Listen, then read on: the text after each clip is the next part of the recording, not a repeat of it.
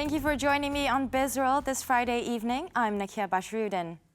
It is unlikely there'll be new tax measures since the government has already introduced new taxes, including on digital services, in its 2019 budget. Finance Minister Lim Guan Eng said instead the government expects to balance things out with spending reductions and higher tax revenues from economic growth. In an interview with Nikkei, Guan Eng said while the new government spent its first year dealing with the aftermath of the scandal involving One Malaysia Development Berhad, it will get the economy back on track in 2 more years. If things turn around, he personally thinks that the government should have a corporate tax cut. Meanwhile, Malaysia has enjoyed a surge in investment from abroad as businesses run for cover from the Sino-American trade war, while warning that everyone loses in a prolonged conflict. Foreign direct investment increased 94.8% on the year to 21.7 billion ringgit in the January to March quarter.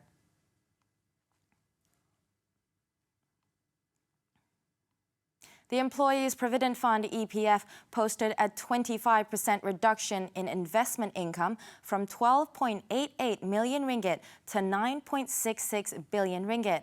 Its Deputy Chief Executive Officer of Investment, Datuk Muhammad Nasir Abdul Latif, in a statement said the drop was due to the volatility in the equity assets. In the first quarter of this year, equities made up 39% of the EPF's total investment assets, contributing 4.16 billion ringgit of total investment income, while fixed income investments totaled 4.85 billion ringgit, equivalent to 50% of the quarterly investment income. Datuk Muhammad Nasir said market downturn is an advantage to take the opportunity to purchase fundamentally strong stocks at attractive prices.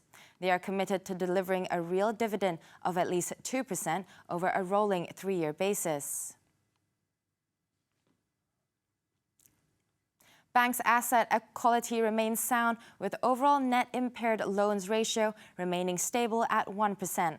According to Bank Negara Malaysia in its monthly highlights April 2019, released today, banks continue to maintain sufficient buffers against potential credit losses, with total provisions at 92.7% of total impaired loans.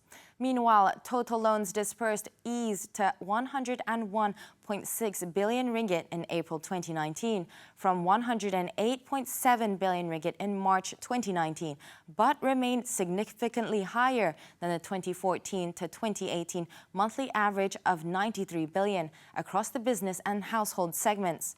The central bank said the growth in outstanding loans during the month moderated to 4.5% compared to 4.9% in March, as loan repayment growth continued to outpace that of disbursement. Meanwhile, outstanding business loans grew by 3.2% against 4.1% in March, recording lower growth across many sectors, while outstanding household loans expanded by 5.2% against 5.3% in the previous month. Malaysia Airports Holdings Berhad (MAHB's) net profit plunged over 66.3% to 149.58 million ringgit in the first quarter ended March 31st, 2019, against 444.59 million ringgit recorded in the same quarter a year ago.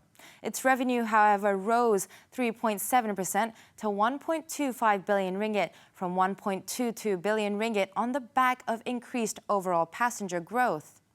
Malaysian operations recorded passenger growth of 3.7% to 25.3 million passengers, while the passenger traffic for Turkey operations increased by 3.8% to 8.1 million passengers.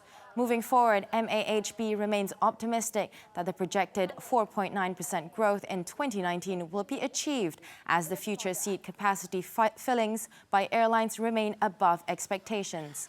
It added that the domestic traffic correction and consolidation is expected to continue, while the international sector may also see improvements. And that wraps up Bizworld this time around. I'm Nakia Bashrudin. Thanks for investing your time with us, and selamat berbuka puasa.